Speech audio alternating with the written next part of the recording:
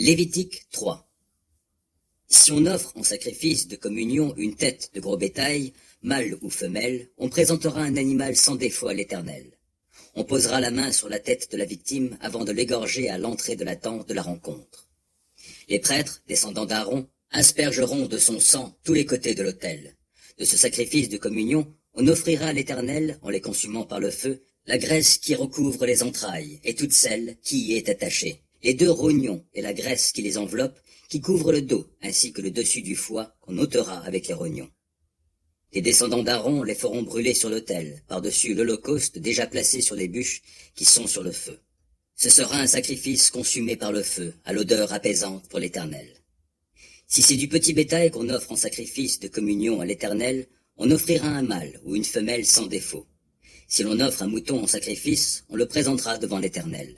Celui qui l'offre posera sa main sur la tête de la victime avant de l'égorger devant la tente de la rencontre. Et les descendants d'Aaron aspergeront de son sang tous les côtés de l'autel.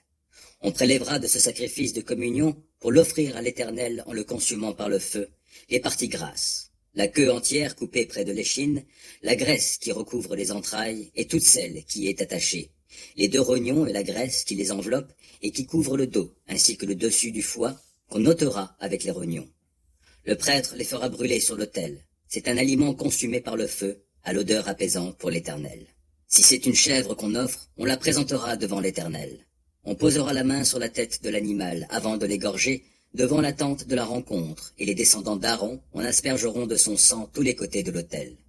On en offrira à l'Éternel en les consumant par le feu, la graisse qui recouvre les entrailles et toute celle qui y est attachée, les deux rognons et la graisse qui les enveloppe et qui couvre le dos, ainsi que le dessus du foie qu'on ôtera avec les rognons. Le prêtre fera brûler ces morceaux sur l'autel. C'est un aliment consumé par le feu, à l'odeur apaisante pour l'Éternel. Toute graisse revient à l'Éternel. C'est une ordonnance immuable que vous respecterez de génération en génération, partout où vous habiterez. Vous ne consumerez aucune graisse ni aucun sang.